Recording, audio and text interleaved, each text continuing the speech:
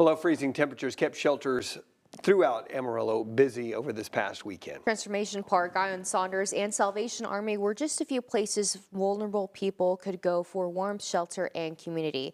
Our very own Maya Clark has a story. It's the first major winter storm since Transformation Park opened their doors to the unhoused community. We have been very full, but it's gone extremely well. I probably couldn't have asked for it to go much better. With sustained hours of below freezing temperatures, Transformation Park worked alongside Ion Saunders and the city's Community Development Department. We have 124 at Transformation Park, and then we've had between 100 and 150 here at the old Ion Saunders building.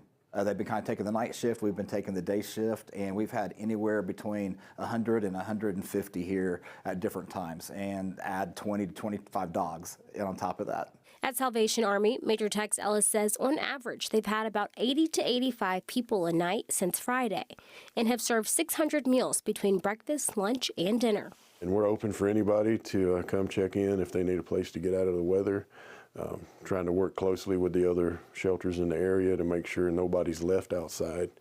And that's really our first goal when it gets this cold, is to make sure everybody's inside. Ellis and Zimmerman both shared the goal between all the shelters is to make sure everyone has a place to go, because they feel it's the community's responsibility to look out for each other. If you have a preference, there's a place to go.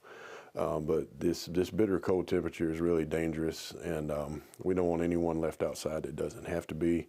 So that's when the Salvation Army just kind of opens our doors, and especially during times of disaster, which this is a disaster response.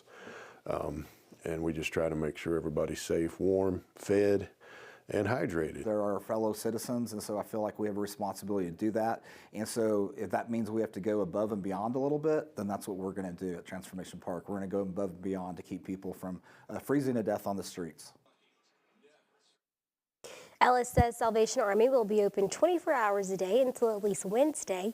Zimmerman says they'll be open 24 hours until tomorrow at 3 o'clock and then go back to regular hours if weather permits, but will continue to monitor. Live in studio, Maya Clark, Camera 4 News. Andy, Maury. Maya, thank you. Both Ellis and Zimmerman say the donations have made a big difference and are always welcome. Yeah, the donation items that they're looking forward to receiving: blankets, socks, jackets, and food, as well as monetary donations. I do want to point out this little logo that's just right here in front of me. Please scan that with your phone.